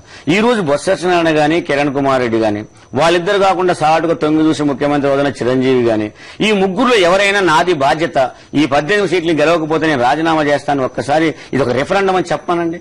ఆ చెప్పలేని స్థితిలో ఎందుకున్నారు అంటే వాళ్ళ పని చేయలేదు కాబట్టి పథకాలను ఈ అకౌంట్లో వేసుకుని అమలు చేయమంటున్నాం మేము. అది ఇప్పుడు మీకు ఆశ్చర్యకరమైన విషయం చెప్తా. ఈ రోజు వైఎస్ఆర్ కాంగ్రెస్ పార్టీ మన వైఎస్ఆర్ జిల్లాలోనే అనుకుంటా, కడప జిల్లాలోనే ఈ రోజు ఒక ముసలమ్మ కలెక్టర్ గారికి మెమోరాండం ఇవ్వడానికి పోయింది. ఆమెకు అనారోగ్యంతో పడిపోయింది. స్వయంగా కలెక్టర్ గారు ఫోన్ చేశాడు 108కి. కాజీపేటలో ఉందని సమాధానం వచ్చింది. 188 అంటే అది లేదు అక్కడ. దాంతో ఆటోలో కలెక్టర్ గారు వేసామని పంపించుకోవాల్సిన పరిస్థితికి వచ్చింది. ఇంత స్పష్టంగా మనకు కనపడతా ఉంటే నీ పథకాలు అమలు చేస్తున్నా అంటే నీ ఏ పథకాలు అమలు చేస్తున్నావు, ఏ ప్రజలకు ఎక్కడ నువ్వు ఏ పథకాలు అమలు చేస్తా ఉన్నావు? పోనీ ఇప్పటిదాకా రాజశేఖర రెడ్డి గారు స్పష్టంగా చెప్పాడు, నా కాలంలో కరెంటు బిల్లు ఎక్కడ ఒక పెంచే సమస్య గానీ లేదు అని స్పష్టం చేశాడు. అదే నడిపాడు ఆయన. ఇవాళ మీరు దాని విషయానికి వచ్చేసరికి కరెంటు బిల్లు కూడా ఉచిత కరెంటుని 7 గంటలు దాటితే నేను బిల్ పేమెంట్ చేయాలనే కాడికి తీసుకొచ్చేస్తా ఉన్నారు. అంటే ఆయన పథకాలని మీ అకౌంట్లు వేసుకునే చేయమంటున్నాం, కానీ ఎందుకు చేయడం లేదు? లేదు ఒక ఆయన అంటాడు సోనియా గాంధీని తిడితే రాజశేఖర రెడ్డి గారిని తిట్టినట్టేనట. మరి రాజశేఖర గారి మీద కేసు పెడితే సోనియా గాంధీ మీద పెట్టినట్టేగా. ఈ మాటను అంగీకరించాలిగా. ఒక ఆయన అంటే రాజశేఖర రెడ్డి గారు నీ సొంతం కాదంటాడు. మరి నీ సొంతం అయితే ఈ కేసు సంగతి ఏంటి? ఎందుకు ఖండించవు? రాజశేఖర రెడ్డి గారిని పట్టుకుని సిఎల్పి వేదికగా చేసుకుని మాట్లాడుతూ ఉంటే దౌర్భాగ్యులారా ఇలా మాట్లాడకూడదు, మిమ్మల్ని పార్టీని సస్పెండ్ చేస్తాం, ఇది కరెక్ట్ కాదు, రాజశేఖర గారు మనందరి మనిషి అని ఎందుకు మాట్లాడలేకపోతా ఉన్నారు? అంటే మీ కాడికి వచ్చేసరికినేమో రాజశేఖర రెడ్డి గారికి 2-3 ఏమన్నా కాంగ్రెస్ లో ఇంకా మిగులుంటే ఏమన్నా రాజశేఖర గారు ఏమన్నా పోతారో ఏమో అని భయం చొప్పున మళ్ళీ కాపాడుకునే ప్రయత్నం చేసి ఒకతనేమో రాజశేఖర గారిని తిడతాడు, ఒక అతను రాజశేఖర గారిని పొగుడుతాడు. ఈ మధ్యన కిరణ్ కుమార్ రెడ్డి లాంటి వాళ్ళు మాట్లాడతారు. ఎలా మాట్లాడతారు? పెట్టెల దొరలాగా మాట్లాడుతున్నాడు ఆయన. ఆశ్చర్యం అనిపించింది ఆయన మాట్లాడుతూ ఉంటే. ఆయన ఏమంటాడంటే రాజశేఖర రెడ్డి గారి కుటుంబాన్ని ఈయన కుటుంబం కాపాడుతూ వచ్చిందట. నాకు డౌట్ వచ్చింది, అసలు మోతీలాల్ నెహ్రూ కుటుంబానికి రాజకీయాలకు తెచ్చిందని నేను అంటాడేమో నాకు భయం అయింది. అసలు విధంగా ఆ మాట ఆశ్చర్యపోవాల్సిన అవసరం లేదు ఆయన్ని. ఆ విధంగా మాట్లాడుతున్నాడు. ఆరోగ్యశ్రీ చెప్పింది నేనని, చంద్రబాబు నాయుడు కనుక అంబేద్కర్ కి నేను భారతరత్న ఇప్పించిన ఆయన చెప్తూ ఉంటే చాలా విచిత్రమైన పిట్టల ధరలు ఈ రాష్ట్రంలో తిరుగుతా ఉన్న పరిస్థితి కనపడుతా ఉంది. ఈ పద్ధతిలో వాళ్ళు మాట్లాడుతూ ఉన్నప్పుడు రాజశేఖర రెడ్డి గారిని గానీ రాజశేఖర రెడ్డి గారి పథకాలను గానీ ఓన్ చేసుకున్నట్టయితే ఇలా డి శ్రీనివాస్ పోయి చెప్తుండే ఒక చోట రాజశేఖర రెడ్డి గారు ఈ పథకాలన్నీ సోనియా గాంధీ అని. సోనియా గాంధీ పథకాలైతే ఉత్తరప్రదేశ్ లో ఎందుకు లేవు? సోనియా గాంధీ పథకాలైతే బీహార్ లో ఎందుకు లేవు? సోనియా గాంధీ పథకాలైతే పంజాబ్ లో ఎందుకు లేవు? సోనియా గాంధీ పథకాలైతే కాంగ్రెస్ పరిపాలించే ప్రతి రాష్ట్రంలో ఎందుకు లేవు? ఈ పథకాలను ఎందుకు లేవు? 64,000 కోట్ల రూపాయలు రుణాలు మాఫీ చేస్తే 16,000 కోట్ల రూపాయలు ఆంధ్రప్రదేశ్ కు రాజశేఖర రెడ్డి ఎలా చేయగలిగాడు? లేదు గ్యాస్ రేటు పెంచినప్పుడు ప్రతి ఇంటికి 50 రూపాయల సబ్సిడీని నేను భరిస్తాను రాజశేఖర రెడ్డి గారు ఎలా భరించగలిగాడు? లేదు 2,40,00,000 ఎకరాలకు నీరు అందిస్తానని ఒక నేషనల్ ప్రాజెక్టు పెట్టుకుంటే 2,40,00,000 కోటి 40% ఆఫ్ దట్ ప్రాజెక్ట్ 1 కోటి ఎకరాలకు నేను ఒక ఆంధ్రప్రదేశ్ లోనే ఇస్తాను జలయజ్ఞాన్ని ఎలా ప్రవేశపెట్టి 1,17,000 కోట్లకు తీసుకొచ్చాడు? అంటే రాజశేఖర రెడ్డి గారిని ఆయన పథకాలని కనుక మీరు ఓన్ చేసుకున్నప్పుడు రాజశేఖర రెడ్డి గారి మీద ఇలా మాట్లాడుతున్నప్పుడు తప్పు అని, లేదు కోర్టులోనే కేసేసినప్పుడు ఆయన ఈ ప్రభుత్వంలో ఏ తప్పు జరగలేదని స్పష్టంగా చెప్పడానికి ఎందుకు వెనకాడుతున్నారు?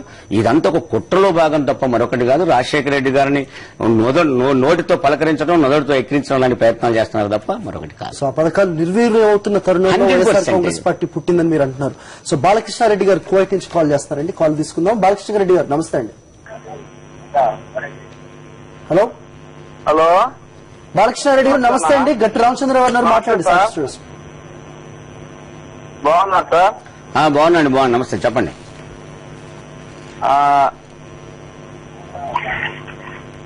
చెప్పండి. హలో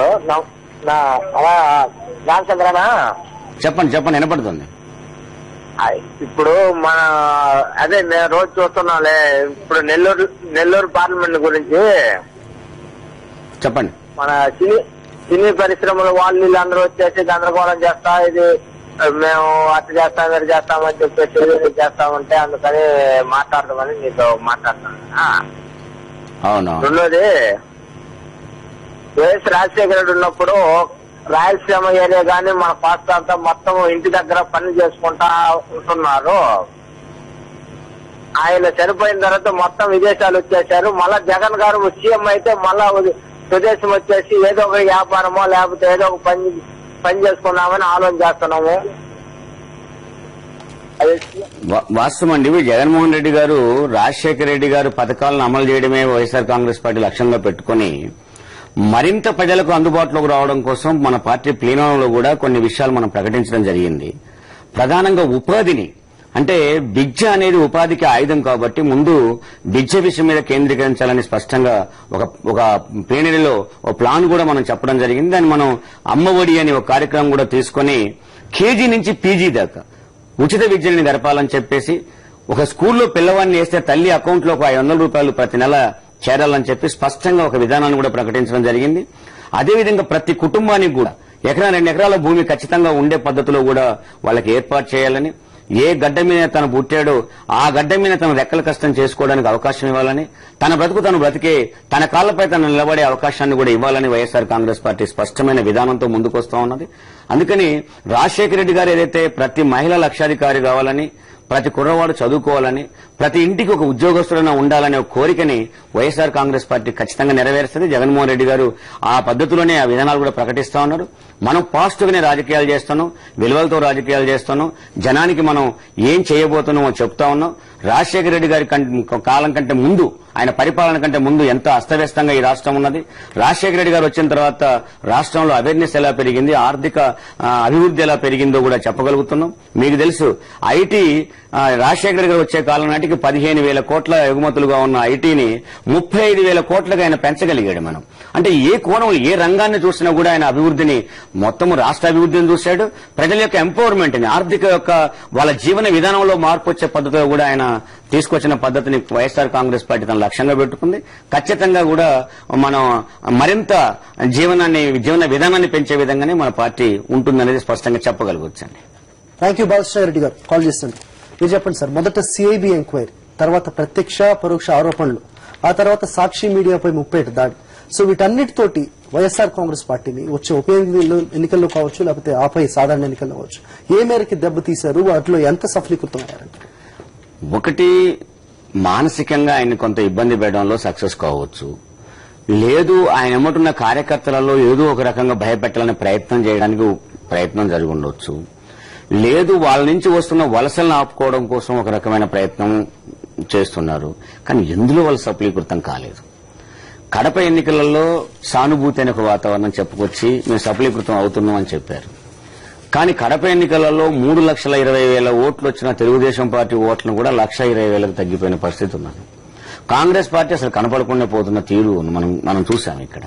అంటే అటు కాంగ్రెస్ గానీ ఇటు తెలుగుదేశం పార్టీలకు అతీతంగా రాజశేఖర రెడ్డి గారు చేసిన అభివృద్ధి, కులాలకు అతీతంగా, మతాలకు అతీతంగా, ప్రాంతాలకు అతీతంగా, పార్టీలకు అతీతంగా ప్రజలకు చేసిన అభివృద్ధి జగన్మోహన్ రెడ్డి గారి ఖాతాలోకి వచ్చి ఉన్నది. ఇవాళ వైఎస్ఆర్ కాంగ్రెస్ పార్టీని అది ఓన్ చేసుకుంటా ఉన్నది.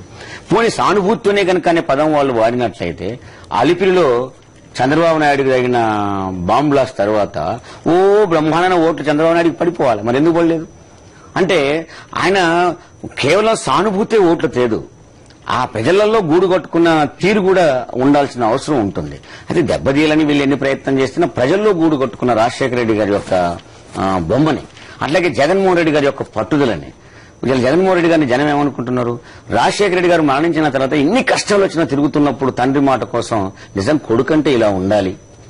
ఇలాంటి నేను ఒకసారి ఎక్కడో నెడదపోవాలనుకుంటా, ఒక మీటింగ్ లో అడిగాను. చాలా మంది మేలు పార్టీలో ఖచ్చితంగా వచ్చి కూర్చున్నారు అక్కడ. ఏమన్నా జగన్మోహన్ రెడ్డి గారు లాంటి కొడుకు ఉండాలని ఏమనుకుంటున్నారు మీరంటే, ప్రతి ఒక్కరు లేచి కూడా నిజంగా ప్రతి తల్లి గర్వపడుద్దని చెప్పారు. అప్పుడే అడిగా నేను, చంద్రబాబు నాయుడు లాంటి కొడుకుని ఏమన్నా కంటానికి ఇష్టపడతారా అంటే, మాకొద్దు అని జనంలో స్పష్టంగా చెప్తూ ఉన్న తీరు కనపడుతా ఉంది. ఎందుకంటే అతను ఒక తండ్రికి ఇచ్చిన మాట కోసం పడుతున్న తపన, ఎన్ని కష్టాలు వచ్చినా, ఎన్ని ఇబ్బందులు వచ్చినా పడుతున్న తపన ప్రజలలో ఒక ఆసక్తిని రేకెత్తిస్తా ఉన్నది. ఆయనకి ఏం కష్టం వచ్చింది, ఇదంతా ఎందుకు ఇంత కష్టపడుతున్నాడు, ఎంతమంది వేధించినా ఎందుకు తిరుగుతూ ఉన్నాడు, వాళ్ళు చెబుతున్న క్యారెక్టర్కును జగన్మోహన్ రెడ్డి గారి ప్రాక్టికల్ కనపడుతున్న దానికి 100 పాళ్ళు తేడా ఉన్నది. ప్రజలు ఉన్నారు కాబట్టి ఏది వీళ్ళ ప్రచారాలన్నీ ఏది సక్సెస్ కావు. ఖచ్చితంగా వైఎస్ఆర్ కాంగ్రెస్ పార్టీ ఉప ఎన్నికల్లో స్పష్టమైన మెజార్టీ వస్తుందని వాళ్ళకు తెలుసు. స్వయంగా కాంగ్రెస్ పార్టీ ఒక సర్వే చేయించుకుంది. సర్వేలో వాళ్ళ పరిస్థితి అతి ఘోరంగా ఉన్నది. ఏ సీటు కూడా, ప్రతి సీటు వైఎస్ఆర్ కాంగ్రెస్ పార్టీ గెలుస్తా ఉన్నది. మరింత రెచ్చిపోవడానికి కారణం అదే. ఈ రోజు పిచ్చి పిచ్చిగా మాట్లాడి త్రిమూర్తులుగా తయారై, మూర్ఖులు అనాలో వాళ్ళు మూర్తులు అంటున్నారు, నేను మూర్ఖులు అంటున్నా. కానీ ఇలా తిరిగి ప్రచారం చేసుకుంటూ ఇంత రెచ్చిపోయి చేయడం తీరేందంటే ఓడిపోతామని స్పష్టంగా తెలిసింది. కాబట్టి పార్టీని దెబ్బతీసే సమస్య లేదు. ప్రజలు తనకిష్టం వచ్చిన పార్టీని ఖచ్చితంగా నిలబెట్టుకుంటారు, ఏది దాన్ని ఆపలేదు. కాకపోతే తాత్కాలికంగా ఒక రకమైన మానసిక ఇబ్బంది పెట్టి సంతోషించి ఒక షాడిజానికి నెట్టబడి వాళ్ళే తృప్తి పడతారేమో. కానీ ప్రజలు మాత్రం అంతిమంగా ప్రజలదే తీర్పు. ఎక్కడన్నా చూడండి, ప్రజాస్వామ్యాన్ని పరిరక్షించుకోవడంలో భారత ప్రజలు ఎప్పుడూ ముందుంటారు. సో ఇలాంటి పరిస్థితుల్లో ఈ రోజు సీఎం కిరణ్ కుమార్ రెడ్డి మాట్లాడుతూ అభివృద్ధి కోసం ఫండ్స్ రిలీజ్ చేయాలంటే కనుక ఎన్నికల కోడ్ ఉందని ఇప్పుడు చెప్తున్నారు. సో దాన్ని ప్రజలు ఏ విధంగా అర్థం చేసుకోవాలి, దానికి మీరు ఎలా చెప్తారు? అసలు అభివృద్ధి అనేది విషయం ఆయనకు అర్థమవుతాయి కదండి. అభివృద్ధి అంటే ఏంటి, ఏం అభివృద్ధి చేయదలుచుకున్నాడు ఆయన? ఈ 3 ఏళ్ళు ఉన్న ముఖ్యమంత్రిగా ఉన్నప్పుడు ఏం అభివృద్ధి చేశాడైనా? ఇప్పుడు నేను పలాంది చేశాను, ఒక 3 మెట్లు ఎక్కాను, నేను 4వ మెట్టు ఎక్కుతానంటే ప్రజలు ఏమన్నా నమ్ముతారు. అది నువ్వు ఇప్పటిదాకా ఏం చేసావు నువ్వు అభివృద్ధి అని? ఒకటి తీసుకొచ్చాడు, నేను రూపాయి కిలో బియ్యం పెట్టినా అడావుడి చేశాడు ఆయన. దాన్ని ఎంత సింపుల్ గా అర్థం చేసుకోవచ్చండి. రాజశేఖర రెడ్డి గారు మేనిఫెస్టోలో 30 కేజీల బియ్యం కుటుంబానికి ఇస్తా అన్నాడు. నువ్వు 20 కేజీల బియ్యం ఇస్తుండు, ఇంకా 10 కేజీల బియ్యం బాకీ ఉన్నాయి. 10 కేజీలు అంటే కేజీకి 20 రూపాయలు లెక్కేసుకుని ఇంకో 200 రూపాయలు బాకీ ఉన్నాయి. నువ్వేం చేసావు? 20 రూపాయలని 22 40 రూపాయలకు వచ్చే బియ్యాన్ని రూపాయి చేసి 20 రూపాయలకి ఇచ్చావు. అంటే నువ్వు మిగిలిచ్చింది ఎంత? 200 రూపాయలు ఇవ్వాల్సిన కాడ 20 రూపాయలు మిగిలియడం అంటే ఇంకొక కిలో బియ్యం పెంచినట్టు. 30 కిలోలు ఇచ్చే కాడ 21 కిలో ఇచ్చి నేను రూపాయి ఇచ్చినా రూపాయి ఇచ్చినంటే ప్రజలకు స్పష్టంగా అర్థమవుతోంది కదా. అదే రాజశేఖర రెడ్డి గారు ఉంటే నాకు 30 కేజీల బియ్యం వచ్చేటి అనే ఫీలింగ్ ఉంటుంది వాళ్ళకు. అదేవిధంగా కరెంటు విషయంలో మీకు బాగా తెలుసు, రాజశేఖర రెడ్డి గారి యొక్క మరణం మీద మాకున్న అనుమానాలు కూడా కారణం అదే. ఎందుకంటే ఆయన మల్టీనేషనల్ కంపెనీలకు వ్యతిరేకంగా, ఈ గుత్త కంపెనీలకు వ్యతిరేకంగా ఖచ్చితంగా ఆయన ఫైట్ చేశాడు. ఇప్పుడు మ్యాన్సంటో కంపెనీకి వ్యతిరేకంగా విత్తనాల విషయంలో ఆయన సుప్రీంకోర్టు దాకా పోయి దాన్ని ఆ రేటు తగ్గించే ప్రయత్నంలో ఆయన బీటీ విత్తనాల విషయంలో ఎంత స్పష్టమైన పోరాటం చేశాడు. కేంద్రంలో వాళ్ళకు అనుకూలమైన ప్రభుత్వంగా ఉన్నప్పటికీ కూడా. రెండోది కేజీ గ్యాస్ విషయంలో. కేజీ గ్యాస్ మన రాష్ట్రం ఇప్పుడు కూర్చోండి, మన రాష్ట్రంలో గ్యాస్ పుడుతుంది, మన రాష్ట్రం నుంచి గ్యాస్ పోతూ ఉంటది, కానీ మన అవసరాలు మాత్రం అది తీర్చదు. ఇవాళ ఆ తీర్చని గ్యాస్ మీరు చూస్తే 1600 మెగావాట్ల విద్యుత్తు ఇలా గ్యాస్ నుంచి ఉత్పత్తి అవుతూ ఉంటే, ఇలా ఎండాకాలం ఒక పక్క కరెంటు లేక చేస్తూ ఉంటే, కానీ దానికి 800 మెగావాట్లు ఇవాళ ఎందుకు తగ్గిందా అంటే గ్యాస్ లేకపోవడం, ఆ గ్యాస్ సప్లై చేయకపోవడం. మరి మన రాష్ట్రంలో పుట్టిన గ్యాస్ ఎక్కడికో పోతా ఉంటే 800 మెగావాట్లకు సరిపడే కరెంటు సరిపడే గ్యాస్ ఎందుకు సప్లై చేయలేకపోతున్నాం? అది మనకు ఎందుకు రాదు? ఆ విధంగా ఎందుకు మనం బిడ్లో పాల్గొనలేకపోయినాం? ఇదంతా స్పష్టంగా రాజశేఖర రెడ్డి గారు దానికి వ్యతిరేకించాడు. కేంద్రంలో అనుకూలంగా వాళ్ళకు అనుకూలంగా ఉన్న పార్టీ కాంగ్రెస్ పార్టీ అయినా అనుకూలంగా ఉన్నది రిలయన్స్ తో అనుకూలంగా ఉన్నది. అలాంటి దాని విషయంలో ఆయన వ్యతిరేకంగా పోరాటం చేశారు. అంటే రాష్ట్ర ప్రయోజనాల విషయంలో రాజశేఖర రెడ్డి గారు మొదటి నుంచి ముందుండి అది అభివృద్ధి అంటే. మరి నువ్వు చేసిన అభివృద్ధి ఏంటి ఇందులో? ఒకటి పలానా విషయంలో నేను కేజీ గ్యాస్ విషయంలో చేసినాను, లేదా జలయజ్ఞానికి డబ్బులు తీసుకొచ్చినాను, లేదు నేను పోలవరంతో పాటు నేను ఇక్కడ ప్రాణహిత చేవెళ్లకు నేను డబ్బులు తీసుకొచ్చాను, లేకపోతే పలానా ప్రాజెక్టు నేను ప్రారంభించినాను, నా వల్ల 1,00,000 ఎకరాలు ఇక్కడ సాగు అవుతున్నాను, లేదా 10 మందికి నేను 10 ఎకరాల భూమి పంచినాను, ఏదో నువ్వు మాట చెప్పగలుగుతా నీ అభివృద్ధి ఏదైనా చెప్పడం. ఇవేమి లేవు కదా, చూపించి ఏమి లేవు కదా. నువ్వు లేకుండా నేనేదో అభివృద్ధికి నేను డబ్బులు కేటాయిస్తాను, ఇప్పుడు ఎన్నికలు కూడడం. మాకు రాఘవరెడ్డి గారు నా గురువు గారు ఉండేవాడు సిపిఎంలో. ఆయన ఒక మాట అనేవాడు, చేనేత కార్మికుడు ఎప్పుడన్నా బట్టలు నేస్తూ ఒక పని కొంచెం చేతగానే అయినా ఎలా నేస్తూ కూర్చుండేవాడట.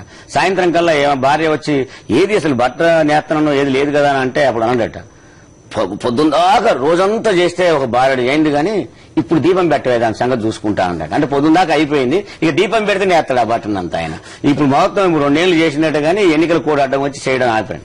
ఎలా నమ్మాలి కదా ఆ మాటని. సందీప్ మనకి కాల్ చేస్తారండి జమైకా నుంచి. సందీప్ గారు నమస్తే అండి. సంజయ్ గారు నమస్తే. సార్ నమస్కారం అండి.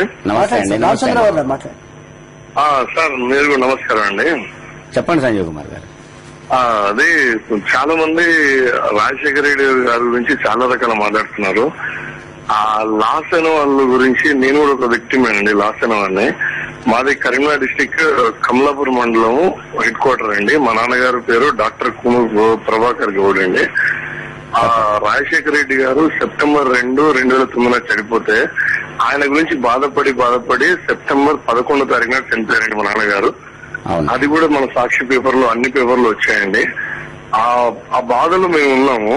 ఈ వేరే వాళ్ళు రాజశేఖర్ గారు తప్పులు ప్రచారం చేసుకుంటూ తప్పుడు చేస్తున్నారు. ఇప్పటికీ మా దగ్గరికి వచ్చిన వాళ్ళు లేరు. జగన్ గారు అప్పట్లో వరంగల్ వస్తానంటే చాలా మంది ఆపేశారు.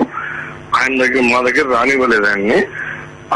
ఓకే, ఆయన ఇచ్చే కంపెన్సేషన్ గురించి కాదు కానీ అదేదో ఓదార్పు గురించి వెయిట్ చేస్తున్నాం మేము కూడా.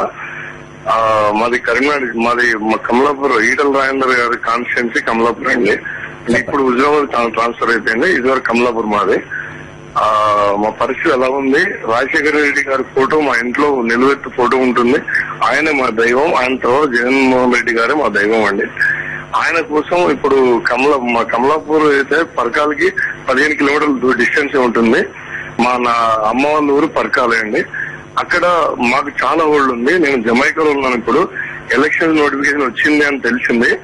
నేను ప్రత్యక్షంగా నాతో పాటు నాకున్న టీం అందరం కలిసి పరకాలకు వచ్చి పని చేద్దామని ఫిక్స్ అయిపోయామండి. అక్కడ ఉంటాము. అక్కడ మా అమ్మమ్మ వాళ్ళ ఊరు అది. మేము గౌడ్స్ అండి. గౌడ కులస్తులు మేము. నాతో టీం అందరు కలిసి ఆ గౌడ కులస్తులు అందరూ ఏకమయ్యి కొండ సురేఖ గారిని అత్యంత మెజారిటీతో గెలిపిద్దామని కోరుకుంటున్నాము.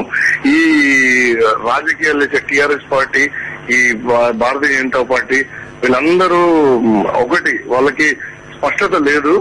నేనా నువ్వు అని పోటీ పడుతున్నారు. మహబూబ్నగర్ లో అట్లే పోటీ పడి ఒకరు గెలిచారు, ఒకరు ఓడిపోయారు. అది విషయం కాదు. జగన్ గారు ఎప్పటికైనా తెలంగాణ గురించి స్పష్టమైన వైఖరి చెప్తారు. ఆయన అట్లా చెప్పేసరికి నిజామాబాద్ కి ఆయన రానిచ్చారు. అక్కడ ఆయన దిగ్విజయంగా చాలా గ్రాండ్ గా అక్కడ దీక్ష చేశారు. ఆయన జగన్ గారు కంపల్సరీ తెలంగాణకు వ్యతిరేకం కాదని నేను కోరుకుంటున్నాను. మళ్ళీ ముఖ్యంగా ఏంటంటే ఇక్కడ తరపున మా ఫ్యామిలీ తరపున నేను ఒక 10 మందిని తీసుకుని వచ్చి అక్కడ వేలాది మందిని కోఆపరేట్ చేసుకుని వాళ్ళతోటి ప్రత్యక్షంగా దిగి కంపల్సరీ అత్యధిక మెజారిటీతో గెలిపిద్దామని అనుకుంటున్నానండి. మా నాన్నగారి పేరు డాక్టర్ ప్రభాకర్ గౌడ్ అండి. ఆయన చనిపోయారండి. రాజశేఖర రెడ్డి గారి గురించే ఆ బాధలో, ఆ వేదనలో చనిపోయారు. అన్ని పేపర్లు కూడా వచ్చిందండి. దయచేసి కన్సిడర్ చేయండి.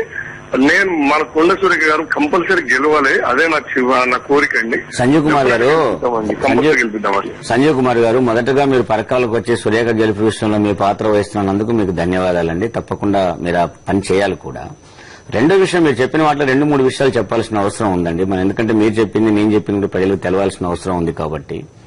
జగన్మోహన్ రెడ్డి గారు మహబూబాద్కు వచ్చినప్పుడు రోషయ్య గారే స్వయంగా ఆ విధంగా జరగడానికి పాత్ర వహించాడు. గవర్నమెంట్ పాత్ర లేకుండా ఆ రోజు మహబూబాద్ ఇన్సిడెంట్ జరిగి ఉండేది కాదు. రెండో విషయం ఏంటంటే, రాజశేఖర రెడ్డి గారు ఒక పాలన తెలంగాణలో చాలా ఉపయోగపడింది. ఎలా అంటే, ఉదాహరణకు మీకు ఉచిత కరెంటు తీసుకున్నారనుకోండి, 75% కరెంటు మోటార్లు ఉన్నది తెలంగాణ ప్రాంతంలోనే. 1,17,000 కోట్ల రూపాయలని ఆయన జలయజ్ఞంలో తీసుకొస్తే 85,000 కోట్ల రూపాయల కేటాయింపు ఒక తెలంగాణ ప్రాంతంలోనే జరిగింది. మీరు బాగా ఆలోచిస్తే, చనిపోయిన రాజశేఖర రెడ్డి గారు చనిపోయిన తర్వాత చనిపోయిన 700 మందిలో 350 మంది పైగా తెలంగాణలో చనిపోయారు. 88 మంది ఒక్క వరంగల్ జిల్లాలోనే చనిపోయిన విషయం కూడా మీ దృష్టికి నేను తీసుకొస్తా ఉన్నాను. అప్పుడు వాళ్ళందరూ కూడా అదొక వ్యక్తిగతం. తన తండ్రి చనిపోయిన తర్వాత ప్రేమతో ఇంతమంది చనిపోయారే, నేను వాళ్ళని కలవాలనుకోవడం ఆయన వ్యక్తిగతం. అది రాజకీయాలకు మరో దానికో ముడిపెట్టాల్సిన విషయం కాదు. కానీ కొంతమంది దురదృష్టవశాత్తు ముడిపెట్టారు.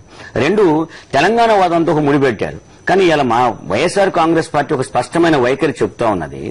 తెలంగాణ మీద జడ్జిమెంట్ రిజర్వ్ అయి ఉన్నది.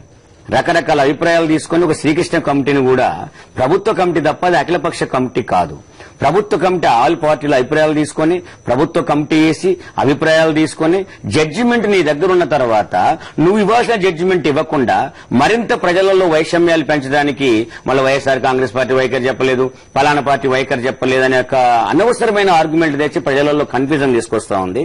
ఇమీడియట్ గా మీరు మీ వైఖరి, మీ జడ్జిమెంట్ ఇవ్వండి అని చెప్పి వైఎస్ఆర్ కాంగ్రెస్ పార్టీ తన వైఖరిగా చెప్తా ఉన్నది. రెండోది, తెలంగాణ మీద మేమందరం కూడా ప్లీనరీలో స్పష్టంగా తెలంగాణ ఏర్పాటు యొక్క అవసరాన్ని మేము జగన్మోహన్ రెడ్డి గారికి వివరించడం జరిగింది. అక్కడ ఎవరు కూడా అభ్యంతరం పెట్టిన వాళ్ళు కనపడలేదు. 2, మన తెలంగాణ ప్రాంతంలో ఎన్నికలు జరిగిన ఒక బలమైన సెంటిమెంట్ అది.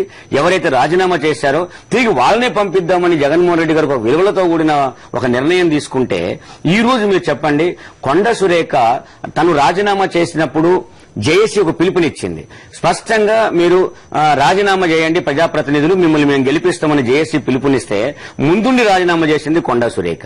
లేదు, వైఎస్ రాజశేఖర రెడ్డి గారిని ఎఫ్ఐఆర్ లో పేరు పెట్టారు కాబట్టి రాజీనామా చేస్తానని ఎమ్మెల్యేలు వచ్చినప్పుడు నా తెలంగాణ రాజీనామా కోసం నేను కట్టుబడి ఉన్నానని స్పష్టంగా చెప్పింది కొండా సురేఖ.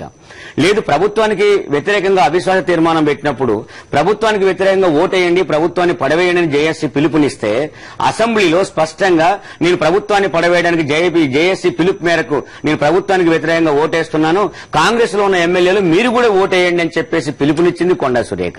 అంటే తెలంగాణ కోసం తన పదవిని కోల్పోతున్నానని స్పష్టంగా అసెంబ్లీలో చెప్పి ఆమె పదవిని కోల్పోతే జేఏసీ గాని మరొకరి గాని స్పష్టంగా ఆమెకు మద్దతుగా ఉండి ఇలా పంపించాల్సింది పోయి రకరకాల సమస్యలు తీసుకొస్తాం. అంటే దీని అర్థం ఏంటి అంటే, తెలంగాణ వాదన వేరు, తెలంగాణ వాదన పార్టీలు వేరు వేరు. అంటే తన పార్టీ ఒక పార్టీ తెలంగాణ వాదన అంటే తప్పు అవుతుంది. తెలంగాణ వాదులు అన్ని పార్టీలలో ఉన్నారు. వాస్తవంగా ఇక్కడ తెలంగాణ వాదులే పోటీ చేస్తున్నారు పరకాల్లో. ఏ పార్టీ అయినా నేను స్పష్టంగా చెప్పాల్సింది వాళ్ళందరూ తెలంగాణ వాదులే. కానీ ఇక్కడ జరుగుతున్నది ఏంటి, తెలంగాణ వాదులందరినీ కూడా సమైక్యవాదులుగా పేరు పెట్టేసేసి పోటీని గందరగోళపరుస్తా ఉన్నారు. అందరికంటే కొండా సురేఖ స్పష్టంగా తెలంగాణ వాదన కోసం తన పదవిని కోల్పోయింది కాబట్టి అందరూ ఏకగ్రీవంగా కొండా సురేఖని ఇవాళ అసెంబ్లీకి పంపించాల్సి ఉండే. లేదు అలా పంపలేదు, తెలంగాణ వాదులే కొండా సురేఖని స్పష్టంగా గెలిపించి పంపుతారు. అది అందులో భాగంగానే మీలాంటి వాళ్ళు తీసుకున్న నిర్ణయం చాలా అమోఘమైన నిర్ణయం. ఖచ్చితంగా కొండా సురేఖ భారీ మెజార్టీతోనే తిరిగి మళ్ళీ అసెంబ్లీలో అడుగుపెట్టుద్ది.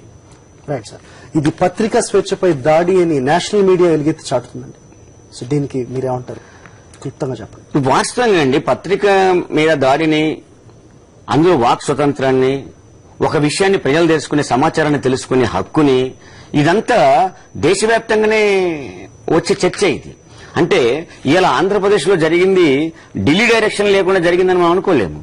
ఢిల్లీ డైరెక్షన్ లోనే సాక్షి పేపర్ మీద ఇలా దాడి జరిగితే రేపు మరో పేపర్ మీద జరగదని లేదు, మరో రాష్ట్రం మీద జరగదని లేదు. ఇలా జగన్మోహన్ రెడ్డి గారి మీద ఈ వేధింపులు ఉంటే మరో రాష్ట్రంలో అడ్డు తిరిగితే ఆయన మీద ఉండదని కాదు. లేదు, ఈ సాంప్రదాయం కూడా మంచిది కాదు. అంటే ఇప్పుడు అధికారంలో ఉన్నది తన వ్యతిరేకంగా ఉన్న పత్రికకి ఇలా యాడ్స్ ఆపొచ్చని, లేదా తన పత్రికకు వ్యతిరేకంగా ఉంటే ఆ పత్రిక మీద కేసులు పెట్టొచ్చని నిర్ణయానికి వస్తే రేపు మరొకరు అధికారంలోకి వచ్చిన తర్వాత మరో పత్రిక కూడా యాడ్స్ ఆపొచ్చిన నిర్ణయం ఉన్నట్టే అందులో. అంటే ఎవరు ఇష్టం లేకపోతే ఆ పత్రికను ఆపేయచ్చు, ఎవరు ఇష్టం లేకపోతే ఆ పత్రికను ఉంచొచ్చు. కాబట్టి అధికారంలో ఎవరుంటే తమ రెండో భిన్నాభిప్రాయం రాకుండా పత్రికలను ఆపేయొచ్చు అన్న తర్వాత ఇక మీడియాకు స్వేచ్ఛ ఏముంది, అసలు జర్నలిజానికి అర్థం ఏముంది, సమాచారాన్ని తెలుసుకునే ప్రజలకు ప్రజాస్వామ్యం ఏముంది, ఇక రాజ్యాంగం కల్పించిన వాక్ స్వాతంత్రం ఏమున్నది. ఇది మొత్తంగా చూసినప్పుడు ప్రజాస్వామ్యానికే ముప్పిది, వాక్ స్వాతంత్రానికే ముప్పిది, అసలు మీడియా మొత్తానికే. అసలు ప్రజలకు సమాచారాన్ని తెలుసుకునే హక్కు కోల్పోతారు, లేదు ప్రజలకు సమాచారాన్ని చేరవేసే హక్కు కోల్పోతారు, భిన్నాభిప్రాయం చెప్పే హక్కును కూడా కోల్పోతారు. టోటల్ గా ప్రజాస్వామ్యానికి కూని చేసినట్టుగా ఉంటుంది. కాబట్టి రాజ్యాంగాన్ని ధిక్కరించినట్టుగా ఉంటుంది, రాజ్యాంగం కల్పించిన హక్కుల్ని ఉల్లంఘించినట్టుగా ఉంటుంది. కాబట్టి నేషనల్ జాతీయ మొత్తం జాతీయంగానే ఆ రకమైన స్పందన వస్తా ఉన్నది. దురదృష్టం ఏంటంటే ఈ రాష్ట్రంలో ఉన్న కొంతమంది మీడియా నేతలు ఎవరైతే యాజమాన్యాలు ఉన్నాయో వాళ్ళు మాత్రం ఇది అది కాదు, సాక్షి పోతే బాగుండు, సాక్షి లేకపోతే మేము వచ్చేవాళ్ళమేమో, మా పత్రిక ఉండదేమో కుంచిత స్వభావంతో, చిన్న మనస్తత్వంతో ఆలోచిస్తున్నారు. బ్రాడ్గా ఆలోచిస్తే వాళ్ళకు కూడా అర్థమవుతుంది ఇవాళ జరిగింది రేపు మనకు కూడా జరుగుతుంది అనే దాన్ని దృష్టిలో పెట్టుకోవాలి. పక్కవ ఇల్లు కావాల్సిందని సంబరపడితే దాని ఇల్లు ఖచ్చితంగా మన ఇంటి దాకా వస్తాయనేది కూడా దృష్టిలో పెట్టుకోవాల్సిన అవసరం ఉంటుంది. ఇది జాతీయంగానే నేషనల్ మొత్తంగానే ఎందుకని వస్తుంది అంటే ప్రజాస్వామ్యాన్ని పరిరక్షించుకోవాలని అది ఎప్పుడు మీడియాలో అది ఉంటుంది, జర్నలిజంలో అది ఉంటుంది. ఇవాళ మీరు చూస్తే సీనియర్ జర్నలిస్టులతో పాటు మిగతా పార్టీలు కూడా ముందుకు వస్తున్న తీరు కనపడుతూ ఉంది. ఇంకా అది పెరుగుతుంది, ఖచ్చితంగా పెరుగుతుంది. ఆ విధంగా ముందుకు వచ్చే అవసరం కూడా ఉంటుంది. మీరు ఇవాళ చూస్తే నిన్నటికి ఇవాళ చూసినప్పుడు అన్ని రాష్ట్రాల్లో నుంచి కూడా స్పందన వస్తున్న తీరు కనపడుతుంది. కాబట్టి సాక్షికి ఏ డోకా ఉండదు, ప్రజాస్వామ్యవాదులు రక్షించుకుంటారని నేను సాక్షి పాఠకులందరూ కూడా తెలియజేసేది. థ్యాంక్ యూ రామచంద్ర గారు, థ్యాంక్ యూ సో మచ్. ఇలాంటి పరిస్థితుల్లో వచ్చి మీరు మీ అభిప్రాయాలను మాతో పంచుకున్నారు. ఇది ఇవాళ వేదిక. ప్రపంచంలో తెలుగువాడు ఎక్కడున్నా తెలుగు గుండె చప్పుడు వినిపించడానికి తెలుగువారి మనసాక్షి సాక్షి టీవీ ఎప్పుడు సిద్ధంగానే ఉంటుంది. చూస్తూనే ఉండండి సాక్షి.